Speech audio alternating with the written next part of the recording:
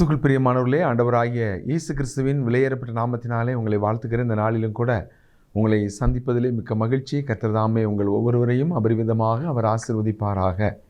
இந்த நாளிலையும் கூட விசேஷமாக நாம் ஞானத்தை குறித்து தேவனுடைய வார்த்தையின் வெளிச்சத்தில் தியானிக்க இருக்கிறோம். அநேக கர்த்தருடைய பிள்ளைகளுடைய ஒரு பெரிய ஒரு அங்கலாய்ப்பு, ஒரு வேதனை என்ன அப்படின்னா, ஐயோ எனக்கு ஞானம் இல்லையே, ஞானமாக பேசியிருக்கலாம், அந்த இடத்துல இப்படி நான் ஞானமாக நடக்கலையே, இப்படி அநேக ஒரு நடந்து முடிஞ்சதுக்கப்புறம் ரொம்ப துக்கப்படுகிற, வேதனைப்படுகிற, துயரப்படுகிற ஒரு காரியங்களை நம்ம பார்க்குறோம். ஆனால் இந்த நாளில் கூட அந்த ஞானத்தை நாம் எப்படி பெறுவது, அப்படி ஒரு சிக்கலான சூழ்நிலைகள் வரும்பொழுது எப்படி ஞானமாக நடக்கிறதுங்கிறத தேவன் இந்த வேளையில் நமக்கு கற்றுக் கொடுப்பாராக. நாம் கொலோசியரின் புஸ்தகம் 4ஆம் அதிகாரம் 5ஆம் வசனத்தை நம்ம வாசிக்கலாம். கொலோசையர் 4ஆம் அதிகாரம் 5ஆம் வசனம். புறம்பே இருக்கிறவர்களுக்கு முன்பாக ஞானமாய் நடந்து காலத்தை பிரயோஜனப்படுத்தி கொள்ளுங்கள். பிரியமானவர்களே, இங்கே நான் வாசிக்கிறேன், புறம்பே இருக்கிறவர்களுக்கு முன்பாக ஞானமாய் நடந்து காலத்தை பிரயோஜனப்படுத்தி கொள்ளுங்கள் என்று இங்கே தேவனுடைய வார்த்தையை வாசிக்கிறோம். இப்போ புறம்பே இருக்கிற நம்ம சுற்றிலும் நம்ம அநேக நபர்களை ஒவ்வொரு நாளும் நாம் சந்திக்க வேண்டியது இருக்கிறது. அநேக நபர்களை நம்ம சந்திக்கும்போது அவர்களிடத்தில் நம்ம எப்படி நடந்து கொள்ளணுங்கிற அந்த ஞானத்தை நம்ம அறிந்து கொள்ள வேண்டியது மிக மிக அவசியமாக இருக்கிறது. அப்போஸ்தலனாகிய பவுல் 2 கொரிந்தியரின் புஸ்தகத்தில் 1ஆம் அதிகாரத்தில் 12ஆம் வசனத்தில் இப்படி சொல்கிறார். 2 கொரிந்தியர் 1ஆம் அதிகாரம் 12ஆம் வசனம். மாம்சத்துக்கேற்ற ஞானத்தோடே நடவாமல் தேவனுடைய கிருபையினால் நாங்கள் உலகத்திலேயும் விசேஷமாக உங்களிடத்திலேயும் கபடமில்லாமல் திவ்ய உண்மையோடு நடந்தோம் என்று எங்கள் மனது எங்களுக்கு சொல்லும் சாட்சியே எங்கள் புகழ்ச்சியாக இருக்கிறது. பவுல் இங்கே ரொம்ப அழகாக சாட்சி சொல்கிறார். இந்த 2 கொரிந்தியர் 1:12 மாம்சத்துக்கேற்ற ஞானத்தோடே நடவாமல். அப்போ புறம்பே இருக்கிறவர்களுக்கு முன்பாக நம்ம ஞானமாக நடந்து கொள்ள வேண்டியது ரொம்ப அவசியம். ஆனால் அதே நேரத்தில் நம்ம மாம்சத்துக்கேற்ற ஒரு ஞானத்தோடு நாம் நடந்து கொள்ளக்கூடாது. 1 கொரிந்தியர் புஸ்தகத்தில் அது மனித ஞானம், இந்த உலகத்தின் ஞானம் என்று அங்கே குறிப்பிடப்பட்டிருக்கிறத நம்ம பார்க்குறோம். அப்போ பிரியமானவர்களே, மனித ஞானத்தை அல்லது இந்த உலகத்தின் ஞானத்தை நாம் பயன்படுத்த வேண்டும் என்று தேவன் சொல்லலை. எப்படிப்பட்ட ஞானத்தை பயன்படுத்தணும்? நம்ம ஆவிக்குரிய ஞானத்தை நம்ம பயன்படுத்தணும். பரத்திலிருந்து வரக்கூடிய தேவ ஞானத்தை நாம் பயன்படுத்துகிறவர்களாய் நாம் காணப்பட வேண்டும். இங்கே பவுல் சொல்கிறாரு, மாம்சத்துக்கேற்ற ஞானத்தோடே நடவாமல் என்று சொல்கிறார். பார்த்தீங்களா? அப்போது நம்ம சுற்றிலும் இருக்கிற மனிதர்களிடத்தில் நாம் புறம்பே இருக்கிறவர்களுக்கு முன்பாக ஞானமாக நடக்கணும். ஆனால் எப்படின்னா, மாம்சத்துக்கேற்ற ஞானத்தோடு நம்ம நடந்துடக்கூடாது. மாம்சத்துக்கேற்ற ஞானம்னா என்னங்க? பின்னால் அவர் சொல்கிறாரு, நாங்கள் கபடாக நடக்கலை, நாங்கள் திவ்ய உண்மையோடு நடந்தோம். அப்போ மாம்சத்துக்கேற்ற ஞானம் எப்படின்னா, தந்திரமாக நடக்கிறது, தேவைக்கு தக்கதாக பொய்களை சொல்லி கபடாக நடந்து உண்மை இல்லாதவர்களாக செயல்படுவது. அந்த சூழ்நிலையில் தப்பி போகணுன்னா என்ன வார்த்தையை சொல்லணும்? அந்த சூழ்நிலையில் நம்ம மாட்டிக்கிடாமல் இருக்கணும்னு சொன்னால் எப்படி நம்ம நடிக்கணும் அப்படின்னு சொல்லி நடிக்கிறவர்களாக, வேஷம் போடுகிறவர்களாக, தந்திரமாக செயல்படுகிறவர்களாக காணப்படுறது தான் மாம்ச ஞானம். பவுல் சொல்கிறார், நாங்கள் மாம்சத்துக்கேற்ற ஞானத்தோடு நடவாமல் நாங்கள் திவ்ய உண்மையோட கபடமில்லாமல் நடந்தோம் என்று எங்கள் மனது எங்களுக்கு சொல்லும் சாட்சியே எங்கள் புகழ்ச்சியாக இருக்குது. நமக்கு தெரியும், நம்முடைய இருதயமே நம்மளை குற்றவாளிகளாக தீர்த்திடக்கூடாது. நம்முடைய இருதயம் சொல்லும், நம்ம நேர்மையாக நடக்கிறோமா, உண்மையாக நடக்கிறோமா, ஆவிக்குரிய ஞானத்தோடு நடக்கிறோமா, அல்லது நம்ம மனிதர்களுக்கு தக்கதாக வேஷம் போடுறோமா. பிரியமானவர்களே, நாம் மாம்சத்துக்கேற்ற ஞானத்தோடு நம்ம நடப்போமானா நாம் மாம்சத்தை தான் நாம் அறுவடை செய்ய வேண்டியதாக இருக்கும். ஏன் அப்படின்னா, நம்ம கலாத்தியரின் புஸ்தகத்தில் 6ஆம் அதிகாரத்தில் 7-8 வசனங்களை நம்ம வாசிக்கலாம். கலாத்தியர் 6ஆம் அதிகாரம் 7-8 வசனங்கள். மோசம் போகாதிருங்கள், தேவன் தம்மை பரியாசம் பண்ண விட்டார். மனுஷன் எதை விதைக்கிறானோ அதையே அறுப்பான். தன் மாம்சத்துக்கென்று விதைக்கிறவன் மாம்சத்தினால் அழிவை அறுப்பான், ஆவிக்கென்று விதைக்கிறவன் ஆவியினாலே நித்திய ஜீவனை அறுப்பான். இங்கே அப்போஸ்தலனாகிய பவுல் சொல்கிறாரு, மாம்சத்துக்கேற்ற ஞானத்தோடு நடக்க வேண்டாம், திவ்ய உண்மையோடு நடப்போம், கபடத்தோடு நடப்போம். இப்போ மாய்மாலம் பண்ணி கொண்டு, வேஷம் போட்டுக்கொண்டு, தந்திரமாக இந்த உலகத்தில் நம்ம மனுஷர்களுக்கு முன்பாக நடந்துடலாம். அது மனுஷ ஞானம். அங்கே 1 கொரிந்தியர் 2:13 சொல்லப்பட்டிருக்கிறது, அது உலக ஞானம். 1 கொரிந்தியர் 3:19 சொல்லப்பட்டிருக்கிறது மனுஷ ஞானம். இந்த மனுஷ ஞானம், இந்த உலக ஞானம் நமக்கு ஒருபோதும் அவசியமே இல்லை. இந்த மனுஷ ஞானம் தந்திரமாக நடக்கும், கபடாக நடக்கும், இது வேஷம் போடக்கூடியதாக இருக்கும். அதனால தான் அங்கே கலாத்தியரில் 6ஆம் அதிகாரத்தில் 7ஆம் வசனத்தில் மனுஷன் எதை விதைக்கிறானோ அதையே அறுப்பான். நாம் நல்ல ஜெபம் பண்ணலாம், நல்ல பைபிள் படிக்கலாம், நல்ல ஊழியமும் செய்யலாம். ஆனால் நம்ம உண்மை இல்லாதவர்களாக இருந்தோன்னு சொன்னால் பவுல் சொல்கிறாரு, மாம்சத்துக்கேற்ற ஞானத்தோடு நடக்கக்கூடாது, நாங்கள் திவ்ய உண்மையோட கபடமில்லாமல் என்று சொல்லுகிறார். அப்போ அநேக கிறிஸ்தவர்கள் சில வருஷங்கள் கழித்து ஆண்டவருக்காக ரொம்ப உற்சாகமாக ஓடி வந்திருப்பாங்க. அதுக்கப்புறம் பார்த்தா அவங்களுடைய வாழ்க்கையில் பலவிதமான நஷ்டங்கள், வேதனைகள், அவங்களுடைய குடும்பங்களில், அவங்களுடைய பிள்ளைகளுடைய வாழ்க்கையில் ஆசீர்வாத இழப்புகள். என்ன காரணம்? அவங்க மாம்சத்துக்கேற்ற ஞானத்தோட தந்திரமாக நடந்தாங்க, ரொம்ப திறமையாக போய் பேசினாங்க.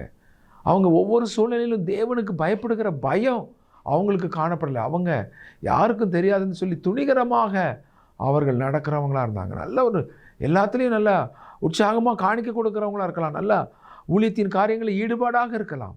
ஆனால் உங்களுடைய உள்ளான வாழ்க்கையில் நாம் எப்படிப்பட்ட ஞானத்தோடு நடந்தோம் என்கிறத தான் நாம் அறுவடை செய்ய போகிறோம். நம்முடைய வாழ்க்கையில் நாம் ஆசீர்வாதத்தையா தீமையையா நாம் எதை விதைக்கிறோமோ அதை தான் அறுக்க போகிறோம்.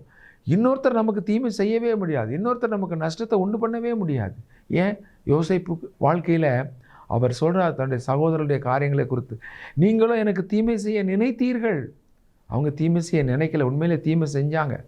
அந்த யோசேப்பை கொண்டு ஒரு குழியில் தள்ளினாங்க. பின்பு அந்த குழியிலிருந்து தூக்கி எடுத்து அவனை 20 வெள்ளிக்காசுக்கு மீதியான இடத்துல எகிப்துக்கு அடிமையாக விற்று போட்டாங்க. தீமை செஞ்சாங்க. ஆனால் அது யோசேப்புக்கு எந்த விதத்திலும் தீமையாக மாறலை, நஷ்டமாக மாறலை, அது நன்மையாக தான் முடிந்தது. ஏன்? மற்றவர்கள் செய்கிறதுனால நமக்கு தீமை வந்துடாது. நம்முடைய வாழ்க்கையில் நாம் எதை விதைக்கிறோமோ அதைத்தான் நாம் அறுப்போம். அதனால தான் நம்ம ஆண்டவருடைய பிள்ளைகள் நாம் ஆவிக்குரிய வாழ்க்கையில் ஓடும் பொழுது கவனமாக நம்ம விதைக்கணும். நம்ம எதை விதைக்கிறோம்? ஆவிக்குரியதை நம்ம ஞானத்தோடு நம்ம அந்த பூமியில் தேவனுக்கு பயந்து சின்ன சின்ன காரியங்களையும் நாம் உண்மையாக இருக்கணும். தேவன் என்னை கவனித்து கொண்டே இருக்கிறார், தேவன் என்னை பார்த்து கொண்டே இருக்கிறார். நான் இன்றைக்கி என்ன செய்கிறனோ அதை நான் பின்னொரு நாளிலே அறுவடை செய்ய வேண்டியது இருக்கும் என்பதை இந்த கலாத்தியர் 6:8 மனதில் வைத்து நம்ம பயத்தோடு நம்முடைய ஓட்டத்தை ஓட வேண்டும்.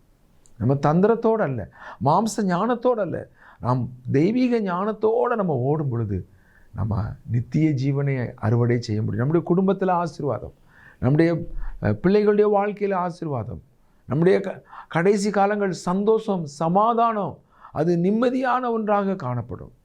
ஆனால் தந்திரத்தோடு ஓடி வந்துட்டோன்னு சொன்னால் ஏமாற்றும், பொய்யும், கபடமும் உள்ள ஒரு வாழ்க்கையை நம்ம யாருக்கும் தெரியாதுன்னு நம்ம நடிச்சிட்டோன்னு சொன்னால் ஒரு நாள் அதனுடைய அறுவடை வேதனை, கண்ணீர், துக்கம், அவமானம். தேவன் என்னை கைவிட்டுட்டாரே.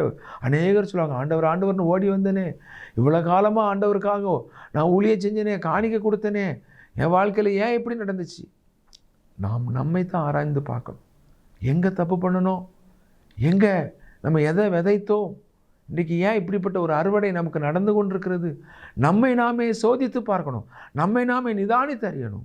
நான் மாம்சத்துக்கு ஏற்ற ஞானத்தோடு நடந்தேனா, ஆவிக்குரிய ஞானத்தோடு நடக்கிறேனாங்கிறத இன்றைக்கு நாம் கவனம். ஒருவேளை இந்த வார்த்தையை கேட்டுக்கொண்டிருக்கிறோமா, ஐயோ நான் கடந்த நாட்களில் மாம்சத்துக்கேற்ற ஞானத்தோடு நான் தந்திரமாக நான் நடந்தேனே, கபடாக நடந்தேனே, உண்மை இல்லாமல் நடந்தேனேன்னு சொல்லி நீங்கள் உங்களுடைய இருதயங்களில் குத்தப்படுவீங்களானா இன்றைக்கு தேவனிடத்தில் மனம் திரும்புங்க. ஆண்டவரே நான் தவறாக, ஆண்டவரே நான் தந்திரமாக, நான் ஆண்டவரே நடந்த கபடோடு நடந்த ஒவ்வொரு வேளைகள், உண்மை இல்லாமல் நடந்த ஒவ்வொரு தருணங்களையும் மன்னிங்கப்பான்னு சொல்லி ஆண்டுடைய கிருபைக்காக கெஞ்சிங்க, ஆண்டுடைய மன்னிப்புக்காக கெஞ்சிங்க, ஆண்டுடைய இரக்கத்துக்காக கெஞ்சிங்க. கர்த்தர் மனதுருகுகிற தேவன். அந்த செய்கிற தீங்குக்கு மனஸ்தாபப்பட்டு நம்முடைய தீவிரமான தீங்கை அவர் காப்பாற்றுவதற்கு செயல்படுகிற தேவனாய் செயல்படுவார். அப்போ நம்ம ஏனதானோன்னு இருந்தாலும் அந்த நஷ்டத்தை நம்ம அனுபவிக்க வேண்டியது இருக்கும். ஆகவே இதை கேட்டுக்கொண்டிருக்கிறவர்களே, உடைய வாழ்க்கையில் ஏன் இந்த வார்த்தைகளை தேவன் உங்களுக்கு நேராக அனுமதிக்கிறார் என்றால் நாம் மனம் திரும்புவதற்கு. நீங்கள் மனம் திரும்பி தேவனை நோக்கி ஆண்டவரத்தில் ஒப்பு கொடுப்பதற்கு தேவன் இந்த வார்த்தைகளை உங்களுக்கு நேராக அனுப்புகிறார். ஏன்? அவர் உங்களை நேசிக்கிறார். ஆண்டவருடைய நேசம், அன்பு யாருக்கு இருக்குதோ அவங்களுக்கு நேராக தான் கடிந்து கொள்கிற சிக்ஷை வரும். எச்சரிப்பின் சத்தம் வரலன்னு சொன்னால் தான் ஆபத்து. எச்சரிப்பின் சத்தம் உங்களுக்கு நேராக கடந்து வருகிறது என்று சொன்னார், நிச்சயமாக அந்த இடத்துல தாழ்த்தி, ஆண்டவரே நான் ஆவிக்கேற்ற விதமாக நான் விதைச்சி நன்மையை நான் அறுவடை செய்யணும்னு சொல்லி. அப்போ இந்த உலகத்தில் நம்ம மாம்சத்துக்கேற்ற ஞானத்தோடு நடக்கக்கூடாது அப்படின்னா ஆவிக்குரிய ஞானத்தோடு நம்ம நடக்கணும். அப்போ ஆவிக்குரிய ஞானம் எப்படின்னு சொல்லி யாக்கோபு 3ஆம் அதிகாரத்தில் 17ஆம் வசனத்தில் வாசிக்கிறோம். யாக்கோபு 3ஆம் அதிகாரம் 17ஆம் வசனம். பரத்திலிருந்து வருகிற ஞானமோ முதலாவது சுத்தமுள்ளதாயும் பின்பு சமாதானமும் சாந்தமும் இணக்கமுள்ளதாயும் இரக்கத்தாலும் நற்கனிகளாலும் நிறைந்ததாயும் பட்சபாதம் இல்லாததாயும் மாயமற்றதாயும் இருக்கிறது. யாக்கோபு 3ஆம் அதிகாரத்தில் 17ஆம் வசனத்தில் பரத்திலிருந்து வருகிற ஞானத்தினுடைய ஒரு 7 காரியங்களே அங்கே குறிப்பிடப்பட்டிருக்கிறத பார்க்குறோம். இந்த வசனத்தை எடுத்து வச்சு பொறுமையாக தியானிங்க. மாம்சத்துக்கேற்ற ஞானத்தோடு நடக்கக்கூடாது. புறம்பாக இருக்கிறவங்களுக்கு முன்பாக, நம்மை சுற்றிலும் இருக்கிற மனிதர்களுக்கு முன்பாக நம்ம ஞானமாக நடக்கணும். ஆனால் மாம்சத்துக்கேற்ற ஞானத்தோடு நடக்கக்கூடாது. ஆனால் எப்படி நடக்கணும்? பரத்திலிருந்து வருகிற ஞானம். ஆண்டவரே உம்முடைய ஞானத்தை எனக்கு தார். 7 காரியங்கள் அங்கே சுட்டி காட்டப்பட்டிருக்கிறது. இதெல்லாம் பாருங்கள். பரத்திலிருந்து வருகிற ஞானமும் முதலாவது சுத்தமுள்ளதாயும் பின்பு சமாதானமும் சாந்தமும் இணக்கமுள்ளதாயும் இரக்கத்தாலும் நற்கனிகளாலும் நிறைந்ததாயும் பட்சபாதம் இல்லாததாயும் மாயமற்றதாயும் இருக்கிறது. 7 காரியங்களை இங்கே தேவன் எழுதி வச்சிருக்கிறார். ஆவிக்குரிய ஞானத்தை நான் வெளிப்படுத்துகிறேன்னு சொன்னால் இந்த 7 காரியங்களும் அதுக்குள்ளே காணப்படும். அங்கே அது சாந்தமாக இருக்கும், அது இரக்கமுள்ளதாக இருக்கும், இணக்கமுள்ளதாக இருக்கும், அது பட்சபாதம் இல்லாத இருக்கும், அது மாய்மாலம் இல்லாததாக இருக்கும். ஆகவே தேவனுடைய பிள்ளைகள் இந்த தேவ ஞானத்துக்காக நம்ம ஜெபிக்கணும். சாலமோன் இடத்துல ஆண்டவர் கேட்குறார், உனக்கு என்னப்பா வேணும் அப்படின்னு கேட்கும்போது தாவீதின் குமாரனாகி அந்த சாலமோன் ராஜாக அந்த ஜெபத்துக்கு என்ன பதில் சொல்கிறார், என்ன பதில் கேட்கார் தெரியுமா? ஆண்டவரே, இந்த ஏராளமான ஜனங்களை நான் நியாயம் விசாரிக்கணும், நன்மை தீமை என்னதுன்னு நான் வகையாக இருக்கணும், எனக்கு ஞானமுள்ள இருதயத்தை தாரும். ஆண்டவரத்தில் நம்ம கேட்கணும், ஞானத்தை தேவனிடத்தில் கேட்கணும். ஒவ்வொரு நாளும் நாம் ஆண்டவரத்தில் கேட்க வேண்டிய முக்கியமான காரியம் என்ன தெரியுமா? ஆண்டவரே, எனக்கு இந்த நாளில் உம்முடைய ஞானத்தை தாரு ஆண்டவரே. யாக்கோபு சொல்கிறாரு, ஒருவன் ஞானத்தில் குறைவுள்ளவனாக இருந்தான் தேவனிடத்தில் கேட்க கடவன், அப்பொழுது அது அவனுக்கு கொடுக்கப்படும். தேவன் யார்? அவர் சம்பூர்ணம் உள்ளவர், ஒருவரையும் கடிந்து கொள்ளாதவர். அப்போ தேவனிடத்தில் நம்ம ஒவ்வொரு நாளும் ஞானத்துக்காக கேட்கணும். நம்ம தேவ ஞானத்தை பெற்று நாம் அதை இந்த பூமியிலே நாம் வெளிப்படுத்துகிறவர்களாக காணப்படணும். நான் ஒரு பாத்திரம் இருக்குதுன்னு அந்த பாத்திரத்தை ஆண்டவரே உங்கள் தேவ ஞானத்தால் நிரப்பும், என்னுடைய இருதயத்தை உங்கள் ஞானத்தால் நிரப்பும், என்னுடைய சிந்தையை உங்கள் தேவ ஞானத்தால் நிரப்புங்கப்பா. அது சாந்தம் உள்ளது, அது இணக்கம் உள்ளது, அது இரக்கம் உள்ளது, அது சமாதானம் உள்ளது, அது நீதியாய் கனியை உடையது, அது மாயமற்றது, பட்சபாதம் இல்லாதது. பார்த்தீங்களா? ஆண்டவருடைய அந்த ஞானத்தை பெற்று நாம் என்ன செய்யணும்? ஒவ்வொரு நாளும் நம்ம செயல்படணும். அப்போ ஒவ்வொரு இடத்துலையும் ஞானம் இல்லையே நம்ம அப்படி வேதனைப்படவே மாட்டோம். ஆண்டவரே, ஞானமாக செயல்பட, ஞானமாக பேச எனக்கு உதவி செஞ்சீங்களே. பாருங்கள், அந்த சாலமோன் கேட்ட உடனே ஆண்டவர் அந்த ஞானத்தை கொடுத்தார். நம்ம 1 ராஜாக்கள் 3:28 வாசிக்கிறோம், அந்த ஞானத்தை ஆண்டவர் கொடுத்தார் என்று அந்த ஜனங்கள் அறிந்து அவனுக்கு பயந்தார்கள் என்று எழுதப்பட்டிருக்கிறது. பிரியமானவர்களே, தேவ ஞானத்தை உடையவர்களாக நாம் செயல்படும் பொழுது மற்றவர்கள் தேவனுக்கு பயப்படுகிறது நிமித்தம் நமக்கும் பயப்படுவாங்க. இன்றைக்கி ரவுடி கத்தி வச்சுருந்தா பயப்படுவாங்க, அருவா வச்சுருந்தா, பெரிய வெடிகுண்டு வச்சுருந்தா ஜனங்கள் பயப்படுவாங்க. அப்போ நாம் தேவனுடைய ஞானத்தை உடையவர்களாக இருந்தால் நம்மை சுற்றிலும் இருக்கிறவர்கள் நம்மை கண்டு பயப்படுகிறவர்களாக இருப்பார்கள். அப்படி தான் 1 ராஜாக்கள் 3:28 வாசிக்கிறோம், அவனுக்கு பயந்தார்கள் என்று அங்கே போடப்பட்டிருக்கிறது. ஞானம் இருந்துச்சுன்னா, தேவ ஞானம் இருந்துச்சுன்னா நிச்சயமாக நமக்கு பயப்படுகிற பயம் ஒவ்வொருத்தருக்கும். யோபு கேட்குறார், இந்த ஞானம் எங்கே கிடைக்கும்? கர்த்தருக்கு பயப்படுதலே ஞானத்தின் ஆரம்பம். தேவனுக்கு பயப்படுகிற பயம் உங்களுடைய வாழ்க்கையில் இருக்கும் என்றால் இந்த ஞானம் நிச்சயமாக உங்கள் வாழ்க்கையில் வெளிப்படும். சின்ன சின்ன காரியங்களிலும் தேவனுக்கு பயப்படுகிற பயம், தேவன் என்ன கவனிக்கிறார், தேவன் என்னை கண்காணித்து கொண்டிருக்கிறார், என்னுடைய ஒவ்வொரு செயல்களையும் அவர் பதிவு செய்து கொண்டிருக்கிறார் என்று தேவனுக்கு பயப்படுகிற பயம் உங்களுடைய இருதயத்தில் இருக்கும் என்றால் இந்த தேவ ஞானத்தை தேவன் உங்களுக்கு கொடுக்கிறார். இப்போ இந்த ஞானம் பரத்திலிருந்து வருகிற ஞானம்னு பார்த்தோம். இந்த ஞானத்தை யார் வேணும்னு வாஞ்சித்து கேட்கிறாங்களோ அவர்களுக்கு தேவன் இந்த ஞானத்தை கொடுக்கிறார். ரெண்டாவது, இந்த ஞானத்தை நம்ம எப்படி பெற்றுக்கொள்ள முடியும்? கர்த்தருக்கு பயப்படுகிற பயத்தின் மூலமாக நம்ம பெற்றுக்கொள்ள முடியும். மூன்றாவது, நீதிமொழிகள் 11:2 வாசிக்கிறோம், தாழ்ந்த சிந்தை உள்ளவர்களிடத்தில் ஞானம் உண்டு. யாருக்கு தேவன் இந்த ஞானத்தை கொடுக்கிறாரு? தாழ்ந்த சிந்தை, பெருமை உள்ளவர்களுக்கு தேவன் எதிர்த்து நிற்கிறார். தாழ்மை உள்ளவர்களுக்கு கிருபை அளிக்கிறார் என்று நமக்கு தெரியும். நம்ம தாழ்மையுள்ள சிந்தை, தாழ்மையுள்ளவர்களாக நம்ம காணப்படுவோம் என்றால் தேவன் அவருடைய ஞானத்தை நமக்கு கொடுக்கிறார் என்று நாம் பார்க்கிறோம். தாழ்ந்த சிந்தை உள்ளவர்களிடத்தில் ஞானம் உண்டு. அப்போ நம்ம பெருமை உள்ளவங்களா, இறுதிய கடினம், நம்ம மற்றவங்களை அற்பமாக எண்ணுகிறவங்களா, குற்றச்சாட்டுறவங்களா நம்ம இருந்தோம்னா நாம் தாழ்ந்த சிந்தையோடு காணப்படலை, பெருமையின் சிந்தை இருக்குது, ஞானத்தை நம்ம அனுபவிக்க முடியாது.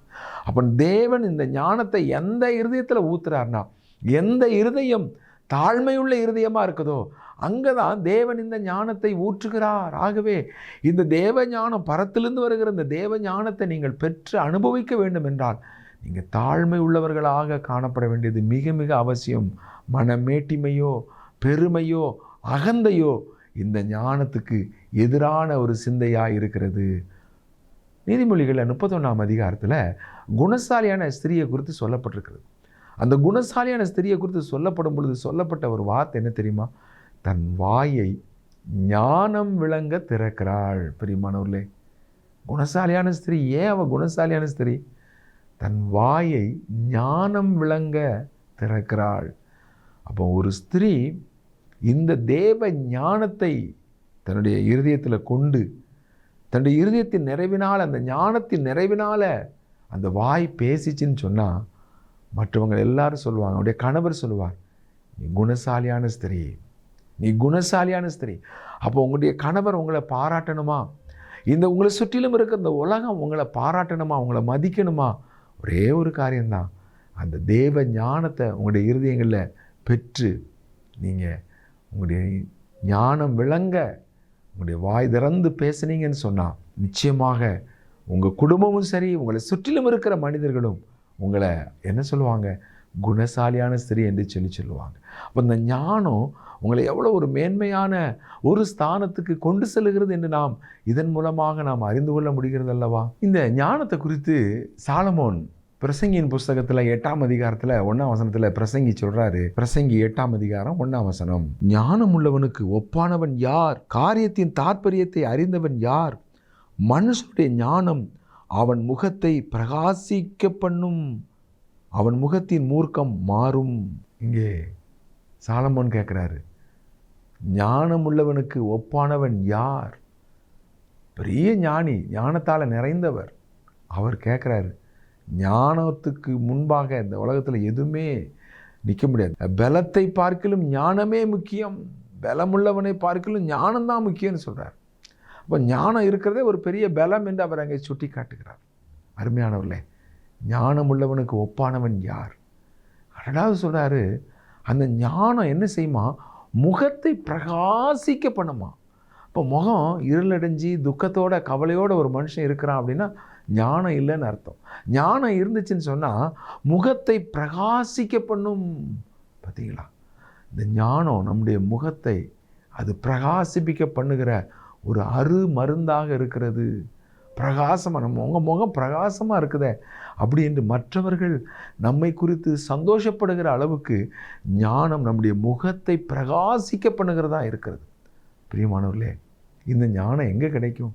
நாம் வாசிக்கிறோம் கொலோசையர் 2ஆம் அதிகாரம் 3ஆம் வசனத்தில். கொலோசையர் 2ஆம் அதிகாரம் 3ஆம் வசனம், அவருக்குள் ஞானம் அறிவு என்பவைகளாகிய பொக்கிஷங்கள் எல்லாம் அடங்கி இருக்கிறது. பிரியமானவர்களே, இந்த ஞானம் அறிவு இதெல்லாம் பொக்கிஷம். இன்றைக்கி உலகத்தில் பொண்ணு வெள்ளி தான் பொக்கிஷம்னு நினைக்கிறாங்க. ஆனால் தேவனுடைய பார்வையில் எது ஐஸ்வர்யம், எது விலையேறப்பட்டது, எது பொக்கிஷம் அப்படின்னா ஞானம் அறிவு. இது எங்கே இருக்குது? கிறிஸ்துவுக்குள் இருக்கிறது. அவருக்குள் ஞானம், அறிவு என்கின்ற பொக்கிஷங்கள் அடங்கி இருக்குதாம். அப்போ அவருக்குள் என்று நாம் இங்கே வாசிக்கிறோம், கிறிஸ்துவுக்குள். அப்போது நாம் இந்த ஞானத்தை நம்முடைய வாழ்க்கையில் பெற்றுக்கொள்ளணும்னா நாம் என்ன செய்யணும்? கிறிஸ்துவை நம்முடைய வாழ்க்கையில் ஏற்றுக்கொள்ளணும். ஒருவேளை நீங்கள் ஆண்டவராக இயேசு கிறிஸ்துவை இதுவரைக்கும் ஏற்றுக்கொள்ளாமல் இருப்பீங்களானா, இன்றைக்கு ஆண்டவரே என் உள்ளத்தில் வாரும், உம்முடைய ரத்தத்தினால என் பாவத்தை கழுவும், என்ன உம்முடைய பிள்ளையாக மாற்றுன்னு நீங்கள் கிறிஸ்துவை உங்களுடைய வாழ்க்கையில் ஏற்றுக்கொண்டீங்கன்னா கிறிஸ்து உங்களுடைய உள்ளத்தில் வருவார். கிறிஸ்து உங்களுக்குள்ளே வந்துட்டார்னா அவருக்குள்ளே என்ன இருக்குதான்? ஞானம், அறிவு என்கின்ற பொக்கிஷம் இருக்கிறது என்று அங்கே பார்க்குறோம். பார்த்தீங்களா? இப்போ இந்த உலகத்தில் ஞானமாக நடக்கணும் அப்படின்னா நமக்குள்ளே யார் இருக்கணும் அப்படின்னா கிறிஸ்து இருக்கணும். கிறிஸ்துவுக்குள்ளாகத்தான் இந்த ஞானம், அறிவு என்கின்ற பொக்கிஷங்கள் எல்லாம் அடங்கி இருக்கிறது. அப்போ பிரியமானவர்களே, கிறிஸ்து நம்மை பூரணமாக ஆளுகை செய்து அவர் நம்மை வழி நடத்துகிறவராய், அவர் நம்மை முழுவதுமாக ஆளுகை செய்து நடத்துகிறவராய் காணப்படும் பொழுது நாம் இந்த தேவ ஞானத்தை நம்முடைய வாழ்க்கையிலே பிரதிபலிக்கிறவர்களாய் காணப்படுவோம். கிறிஸ்துவுக்குள்ளே நிறைய ஆசீர்வாதங்கள் இருக்கிறது. ஆண்டவராய் இயேசு கிறிஸ்துவை ஒரு மனிதன் தன்னுடைய வாழ்க்கையில் ஏற்றுக்கொள்ளும் பொழுது அவனுக்குள்ளே நிறைய ஆசீர்வாதங்களை பெற்று அனுபவிக்கிறான். அதில் முக்கியமான ஒன்று ஞானம். அவருக்குள் ஞானம், அறிவு என்பவைகளாகிய பொக்கிஷங்கள் அடங்கி இருக்கிறது. இந்த ஞானமும் இந்த அறிவையும் நாம் பெற்றுக்கொள்வதற்கு எங்கே? தேவனுடைய வார்த்தை. கிறிஸ்து அவர் தேவனுடைய வார்த்தையாக இருக்கிறார். இந்த வசனத்தை வாசிங்க. இந்த வசனத்தை நீங்கள் வாசிக்க வாசிக்க வாசிக்க, இந்த வேதாகமத்தை நீங்கள் வாசிக்க வாசிக்க உங்களுடைய வாழ்க்கையில் ஞானம் பெருகும். உங்களுடைய வாழ்க்கையில் ஞானம் இல்லாத ஒவ்வொரு இடங்களிலும் நீங்கள் ஞானமாய் நடக்க, ஞானமாய் பதில் கொடுக்க தேவன் உங்களை வழிநடத்துகிறவராக இருக்கிறார். ஏனென்றால் கிறிஸ்து தேவனுடைய வார்த்தையானவர். அந்த வார்த்தை, இந்த தேவனுடைய வசனம், இந்த வேதாகமத்தை நீங்கள் எந்த அளவுக்கு வாசிக்கிறீங்களோ அந்த அளவுக்கு உங்களுக்கு ஞானம் பெருகும். சங்கீதக்காரனாகிய தாவீது 119ஆம் சங்கீதத்தில் 98ஆம் வசனத்தில் இந்த ஞானத்தை குறித்து சொல்கிறார். பாருங்கள், 119ஆம் சங்கீதம் வசனம் 98. நீர் உம்முடைய கற்பனைகளை கொண்டு என்னை என் சத்துருக்களிலும் அதிக ஞானமுள்ளவன் ஆக்குகிறீர், அவைகள் என்றைக்கும் என்னுடனே இருக்கிறது. பாருங்க, தேவனுடைய வார்த்தைகள் நம்முடைய இருதயங்களில் இருந்துச்சுன்னா நம்முடைய சத்துருக்களை விட நாம் அதிக ஞானமுள்ளவர்களாக நாம் காணப்பட முடியும். 90 பார்த்தீங்களா? அவைகள் என்றைக்கும் என்னுடனே கூட இருக்கிறது. 99ஆம் வசனத்தில், அடுத்த வசனத்தில் அவர் சொல்கிறாரு, எனக்கு போதித்தவர்கள் எல்லாரை விட நான் ஞானமுள்ளவனாக மாறிவிட்டேன். நீங்கள் தேவனுடைய வார்த்தையை வாசிங்க, உங்களுடைய இருதயத்தில் மனப்பாடம் செய்யுங்க, சத்துருக்களை விட நீங்கள் ஞானமாக இருப்பீங்க. அடுத்த வசனத்தில் பார்க்குறோம், எனக்கு போதித்தவர்களை விட ஞானமாக இருப்பேன். அடுத்து 100ஆம் வசனத்தில், அடுத்த வசனத்தில் பார்க்குறோம், முதியோர்களை பார்க்கலும் ஞானமுள்ளவனாக்குகிறீர். தேவனுடைய வசனத்தில் தாங்க தேவ ஞானம் இருக்குது. இந்த தேவனுடைய வேதத்தை வாஞ்சியாக வாசிங்க, அது தேவ வசனமாக உங்களுடைய இருதயங்களில் பதிங்க. சத்துருக்களை விட ஞானம், போதித்தவர்களை விட ஞானம், முதியோர்களை விட ஞானத்தை கொடுப்பார். அந்த நாளில் இந்த ஞானத்தை நீங்கள் கிறிஸ்துவனிடத்திலிருந்து பெற்று இந்த பூமியிலே நீங்கள் ஞானமுள்ளவர்களாய் ஒவ்வொருவருக்கும் முன்பாக நடந்து தேவ நாம மகிமைக்காக ஜீவிக்க கர்த்தர் தாமே உங்கள் ஒவ்வொருவரையும் ஆசீர்வதிப்பாராக. நாம் ஜெபம் செய்வோமா?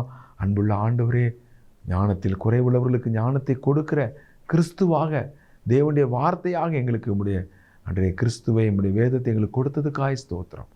ஒவ்வொருவரும் இந்த வேளையில் ஞானம் வேணும்னு சொல்லி யாரெல்லாம் வாஞ்சிக்கிறாங்களோ அவங்களுக்கெல்லாம் நீங்கள் உங்கள் ஞானத்தை கொடுங்க, அவங்கள ஆசீர்வதிங்க, பெரிய காரியங்களை செய்யுங்க.